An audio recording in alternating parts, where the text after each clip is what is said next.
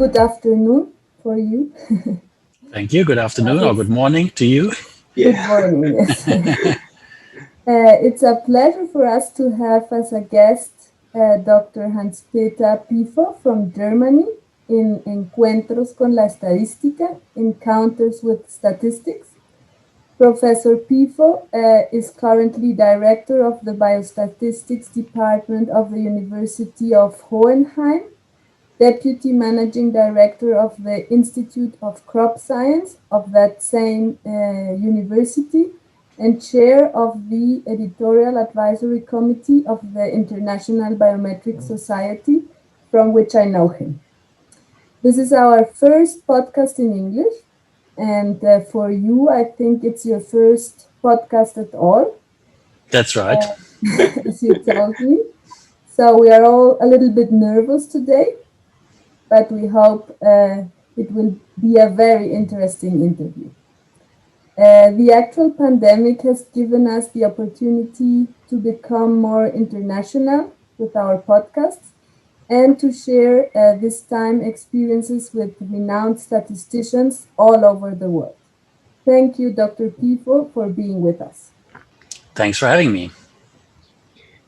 Okay, we want to speak with the Dr. Piepho about his views, experience, and opinions related to the practice of statistics.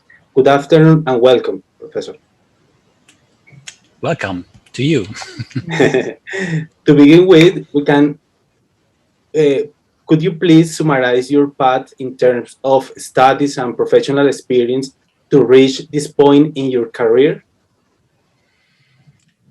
Well, that's a long story in a way, but I try to be brief. After school, started studying chemistry. That was my main interest. But then after some time, I figured that this was not really for me, standing in the lab all day in a white coat, wearing funny glasses to protect my eyes. It seemed like it was more the mathematics that was interesting there, or the physics that was interesting. But anyway, I was at a completely different point then. I wanted to do something really useful to help make the world a better place. So I decided that the best thing to study would be agriculture. So I studied agriculture. And I wanted to become a development worker at the time. So my whole study was focused on that objective. But during the course of my studies, I got an interest in statistics. There was an elective subject within the curriculum of agriculture, biometry, so I took that. And I also took another subject in plant breeding, and that really got me on the biometrics track. And I remember quite well, there was a seminar in plant breeding, and I was late, and they had already given out all the interesting topics on wheat breeding and maize hybrid breeding, whatever. And then the professor said, well, we've got another topic here. Maybe you're interested in that. It's called phenotypic stability and variance components. I said, okay, that's for me. I'll take that one. And so that got me really started. And I did continue this idea that I wanted to become a development worker, and I continued my studies in Berlin. There was a 1-year study course preparing people to become development aid workers, working with FAO and so forth. But the experience in plant breeding and with biometry had really gotten me onto that track. And then I decided to look for a place to do my PhD.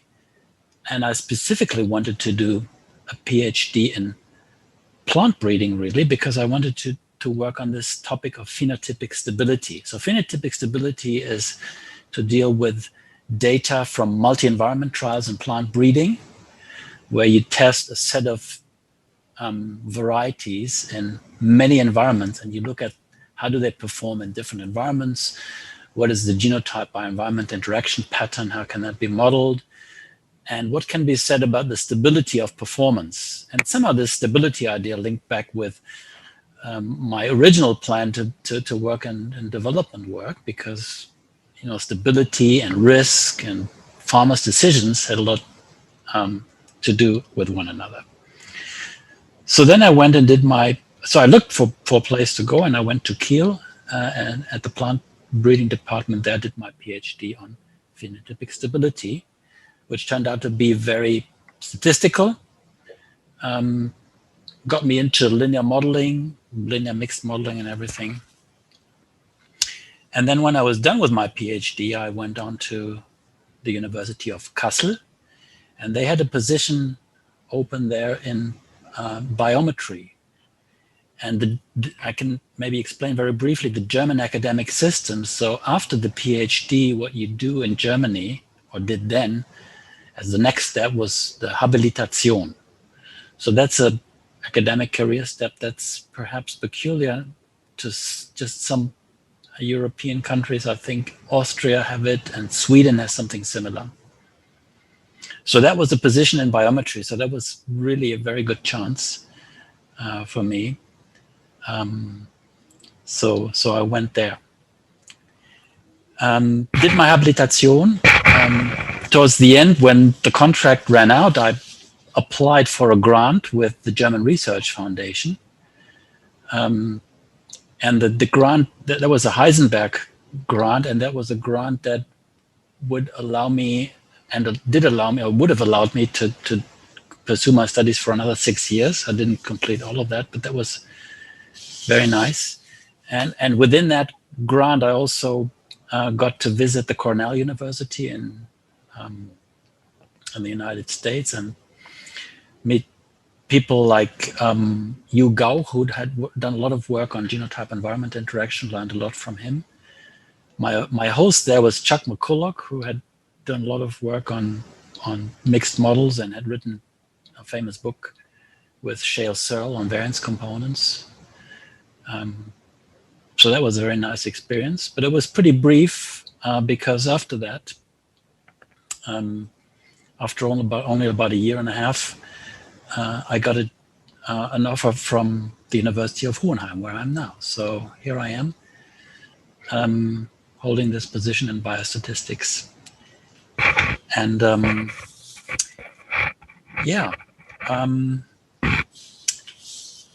well, what else can I say?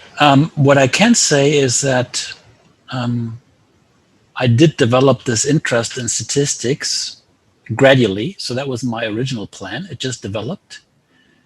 So I moved from a particular field of application, developing skills in statistics. And working in such an environment, you don't have a lot of statisticians around you. I didn't have a lot of statisticians around me. I did have a good PhD supervisor who was a mathematician by training, and he taught me quite a lot.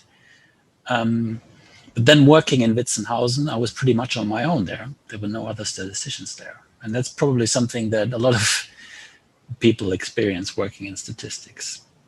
But my PhD supervisor had actually encouraged me very early on to become active in the Biometric Society, the German region of the Biometric Society, which I did. He also encouraged me to become active in other societies like the Agronomy Society and the Plant Breeding Society. So that was very useful. Allowed me to get a lot of contacts, very useful contacts. I became a treasurer of the German region at some point, pretty early in my career, which was a great task, really. It was quite a bit of work, but on the plus side, it really opened a lot of doors as well and made a lot of very good contacts. So that's my home society, I would say, the Biometric Society. And I'm still active there. As Liliana was pointing out, I'm currently chairing the editorial advisory committee. Yeah, okay, maybe that's very interesting history. Yeah. You started from something very different and ended up in statistics. So now, what do you think is the impact of your professional activity on society or on academia? How can you link that to the useful things that you were looking at the that's a beginning? difficult one. I've thought about Yeah. that.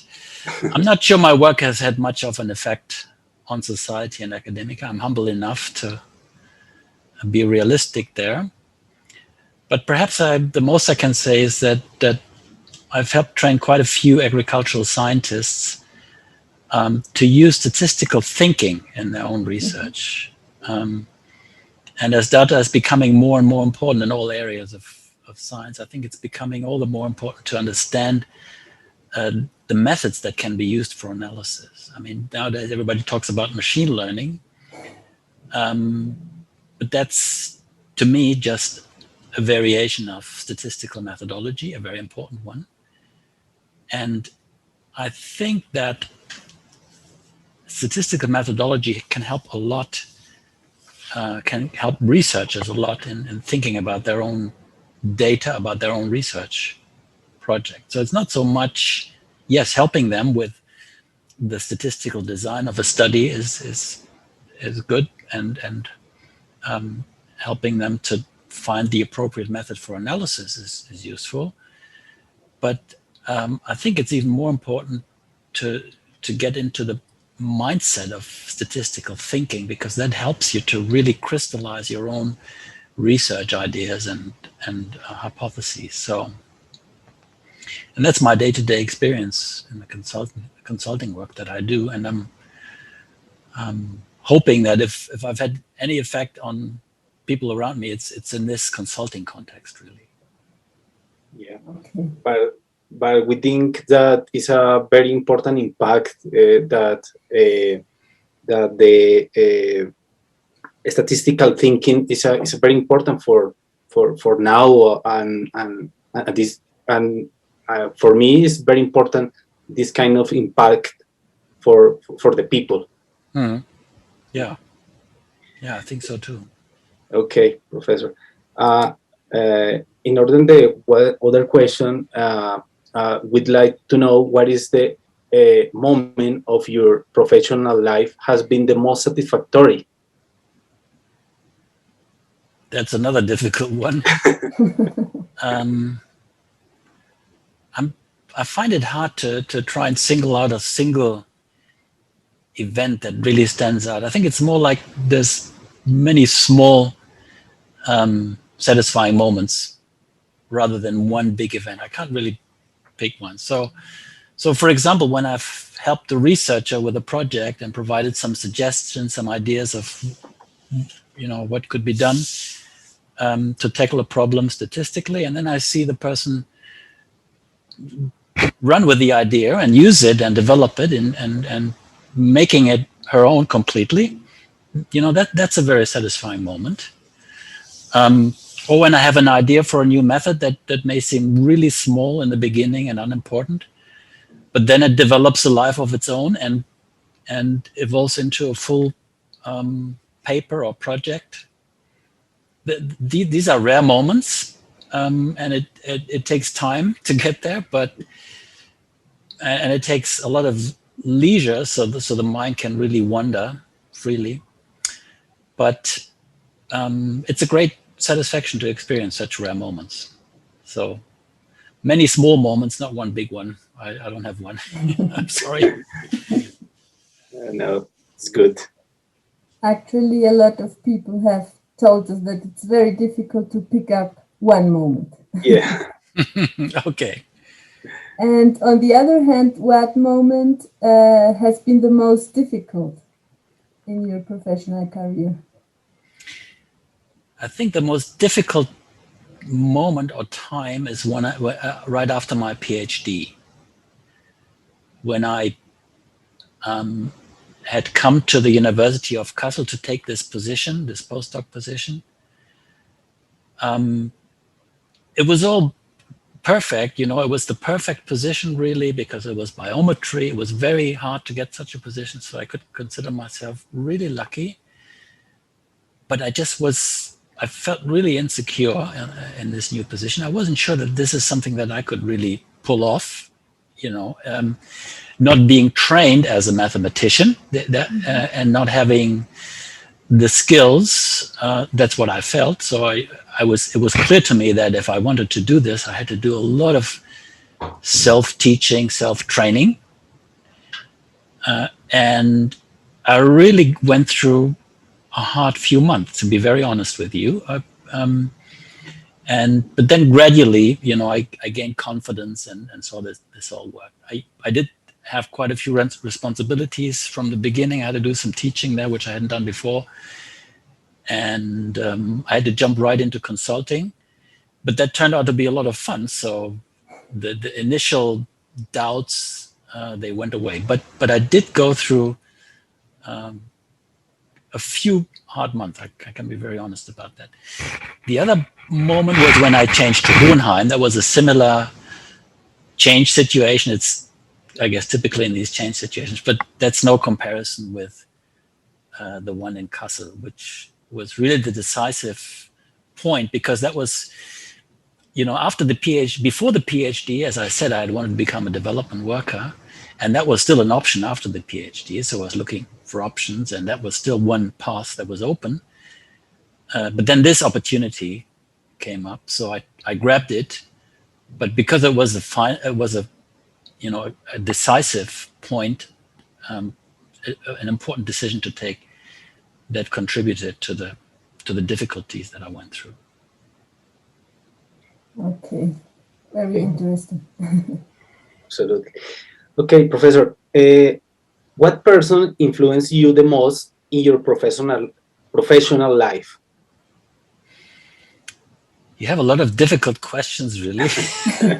Like pick out the one. Not the best. but I can name. I mean, there's a lot of people that have an influence on what you do and what you think and everything. But I want to just point out two, and both go back to the time when I did my PhD. That was around 1992, so that's about 30 years now. So the first I want to name was a lecturer, a mathematician. His name is Joachim Schimmler, and he worked at the computing center at the university where I was doing my PhD. And his job was to do statistical consulting. And as part of that job, he was giving introductory courses. That's what they were labeled, introductory courses to SAS and SPSS, those two famous statistical packages, 1 week courses. But it turned out that these were really crash courses in statistical theory as well.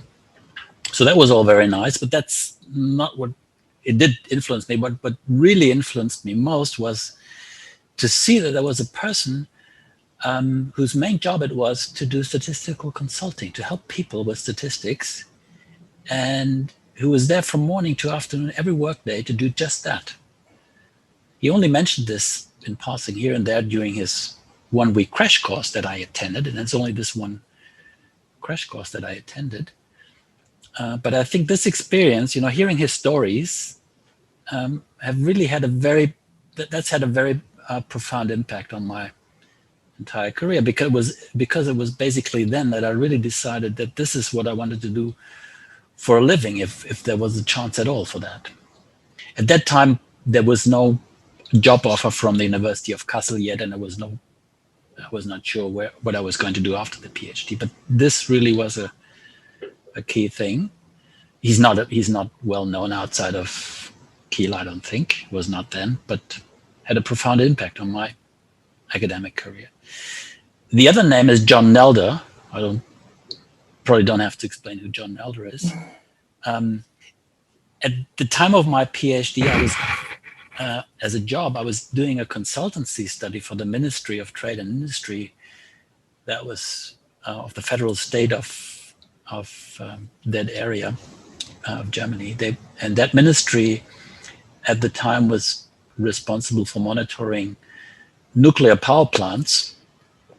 And they were discussing thresholds, what level of radiation is tolerable and what is the risk, the cancer risk associated with this. And they had received a study by a US physicist who had analyzed data from the atomic bomb events in Japan at the end of the Second World War. And he was studying, he did analyses of the dose relationship between, cancer mortality rate versus the radiation dose. And he was claiming, and the data seemed to suggest that there was a supralinearity a non-linearity in the response. And that was important for the discussion they were having on the thresholds, but they weren't convinced that the statistics were right. So they asked me, and I knew a person there, and he said, do you want to do this? I said, yeah, okay. Let me take a look. And since this had to do with mortality rates, it had to do with binomial distribution, and I knew the binomial distribution then, but little more than that.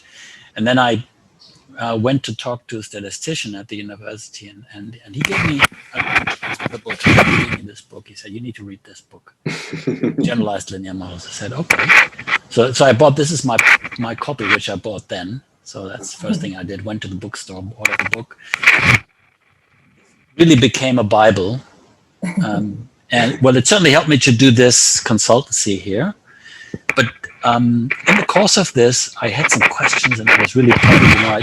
I hadn't known about link functions and everything. So I decided, because I really got stuck at some point, so I wrote a letter to John Nelder, and to my surprise, he responded. It was a handwritten letter, and I had asked a question. I think they had used an identity link, and I wasn't sure that was the right thing. So I asked him about that, and he said, yes, that's not a good idea. You better use the logit link and stuff like that. So he really took the time to answer a very stupid question, and that was a great experience. So that had some impact. But I think the most impact he's had is just through the book and through other papers that I've read. So, for instance, his work on experimental design has had a great impact. How does experimental design link with mixed models? That has had a great impact. One of my favorite papers is Linear Models Back to Basics. That's a very nice paper, a 1994 tutorial paper. And I really like, the way that he treats statistical problems, treats statistical methodology. He doesn't do statistics in its own right just because it's fancy mathematics or anything like that, but because it can help solve real problems. And it's really all very down to earth. It's very good theory as well, of course, there's no doubt about that, but he's always checking. He always was checking, is this relevant? Now, how can we turn this into something that people can use? So he played a big role in developing Janstad and a syntax to code mixed models, linear models, that's used in many packages today. And all of that has really had quite a big impact. Yeah. Very interesting. Okay, and finally, what would be a short message or an advice you would like to give to people who want to be statisticians or who are young statisticians? Yeah, I mean, you can be active as a statistician in many different ways, and you can have many different approaches to the field. But my advice based on my own personal experience is get your hands dirty with data. Get involved in statistical consulting, in collaborative projects. Try to get people to do their own analyses as much as possible. That's what I try. Try to help them to get up to speed and do their own thing. But when it turns out that things are becoming too difficult for your collaborators, step in and do some analyses yourselves. And it's really a two-way street. It has been a two-way street for me. So, you provide advice on the one side, but to be able to really help, you need to listen. You need to take the time to understand the problem. Because if you don't understand the problem, you can't really give proper statistical advice. That's my experience. What's been most beneficial for me in these consultancies, apart from learning about all these different subject areas, which is interesting in itself, it's been an idea generating machine for my own statistical research. So those methodological papers that I've written that have a methodological aspect to it, many of those were actually generated from consulting, because there was a problem that seemed like, okay, that's easy, but then you think about it and you say, oh no, it's not that easy. So how do we do this? Is there a solution? Yes, if there's a solution somewhere, we can find it, but sometimes there isn't. So you have to do something yourself. So that's very beneficial both ways. If you really get involved, that's my one piece of advice. And the other is get involved in statistical societies or in subject matter related societies, whatever your field of application is, get involved there as well. Don't shy away from taking service positions. It does take some time, but there's a lot of benefit that comes back to you. And you can use those societies for networking and build collaborative links with other statisticians and with researchers in your areas of application. So those are the two things that come to mind. Okay, very good advice. Yeah. Okay, Professor, we want to thank you for his time and also for the people listening. Hopefully you have enjoyed this interesting talk. We wait for you in upcoming podcasts. Thank you very much. Thank you for your time. Thank you for your time, Professor.